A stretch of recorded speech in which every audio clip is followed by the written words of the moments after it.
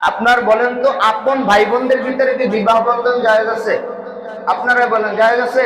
জায়েজ নাই। কিন্তু আল্লাহ তাআলা তখন তাদের জন্য একটা নির্দিষ্ট করে দিয়েছিলেন, কারণ তাদের তো বিবাহ শাদীর দরকার আছে।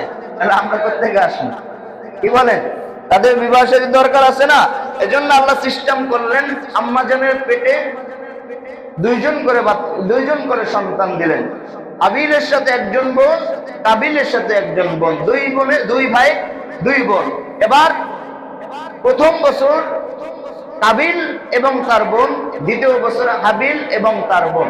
সিস্টেমটা হলো আল্লাহ সিস্টেম করে দিলেন, হাবিলের জন্য কাবিলের সাথে যে বোন আসছে তার জন্য ওই মেয়ে ওই বোনকে নির্দিষ্ট করে দিয়েছেন, এবং কাবিলের জন্য হাবিলের সাথে যে বোন আসছে তার জন্য নির্দিষ্ট করে দিয়েছেন। এবার ঘটনা ক্রমে কাবিলের সাথে যে বোন আসছে ওই বোনটা অতি সুন্দরী। এখন কাবিল বলে যে আমি হাবিলের বোনকে বিবাহ করব না, আমি আমার সাথে যে বোন আসছে আমি কি বিবাহ করব। আদম আলাইহিস সালাম বলে না, আল্লাহ নির্দিষ্ট করে দিয়েছে। বলে না, এটা আল্লাহ না, এটা আপনি করছেন, আপনি এটাই করতেছেন, কারণ আপনি চান না আমি একজন সুন্দরী বউ পাই। এখন আমাদের মাঝেও কিছু মানুষ আছে যে আমরা হুজুররা কিছু কইলে হুজুররা বানায় এখন আসে না এরকম। তাহলে আদম আলাইহিস সালাম বললেন না, এটা তোমার জন্য, এটা হাবিলের জন্য। কাবিল বলে না, এটা আমার জন্য। আমি দেখেন যুক্তি গাড়াইতেছে যে আমরা মায়ের পেটে একসাথে ছিলাম, আল্লাহ মনে হয় বুঝাইতেছে দুনিয়াতেও আমরা একসাথে থাকবো। আদম আলাইহিস সালাম বললেন, তাহলে তোমরা কোরবানি দাও। কি দাও? কোরবানি দাও। কোরবানি আরো আগের থেকে, নতুন না। তো আদম আলাইহিস সালাম বলছেন, দুজনে কোরবানি দাও, যার কোরবানি কবুল হবে সে এই বড় বোন যে সুন্দরী তাকে পাবে। আগে কোরবানি দিলে কবুল হইতো, এটা বোঝা যাইতো এইভাবে, যার কোরবানি হইতো কবুল হইতো, আসমান থেকে একটা আগুন এসে কোরবানি নিয়ে যেত। সুবহানাল্লাহ।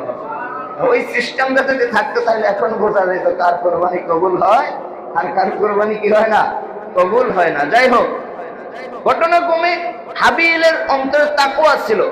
কি ছিল? তাকওয়া ছিল। আল্লাহ যেটা নির্ধারণ করেছে আমি সেটাই মানবো।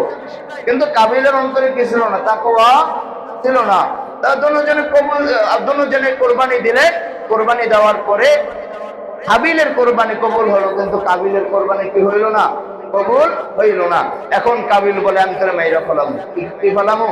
মাইরা ফেলাম। অন্যায়, তোরটা কবুল হয়েছে, আমারটা কি লেগে কবুল হলো। যাই হোক, কথায় কথায় হাবিল কাবিল মানে মেরে ফেললো।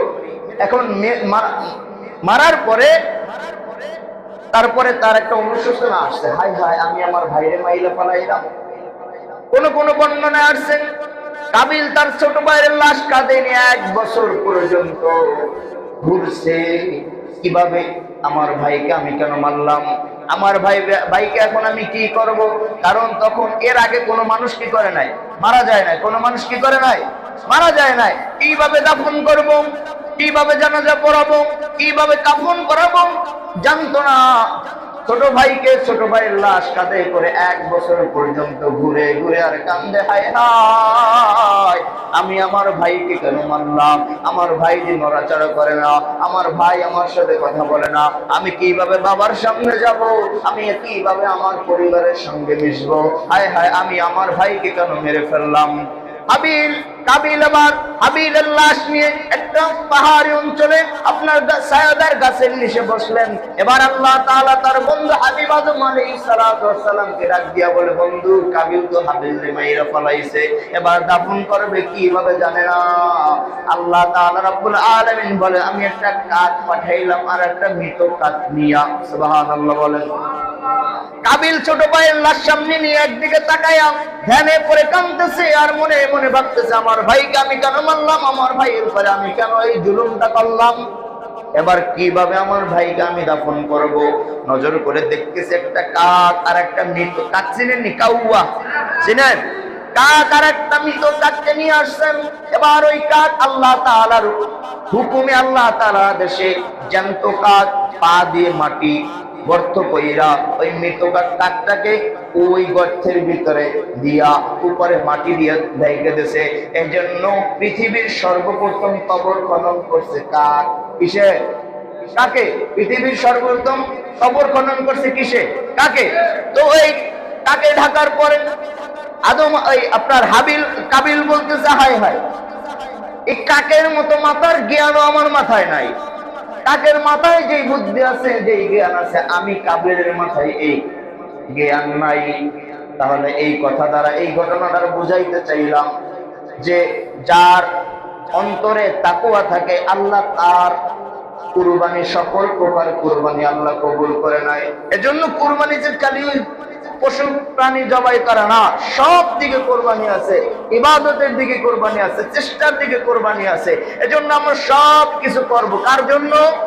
ইন্না সালাতি ওয়া নুসুকি ওয়া মাহইয়ায়া ওয়া মামাতি লিল্লাহি রাব্বিল আলামিন। আমার নামাজ, আমার কুরবানি, আমার জীবন, আমার মরণ সব কার জন্য?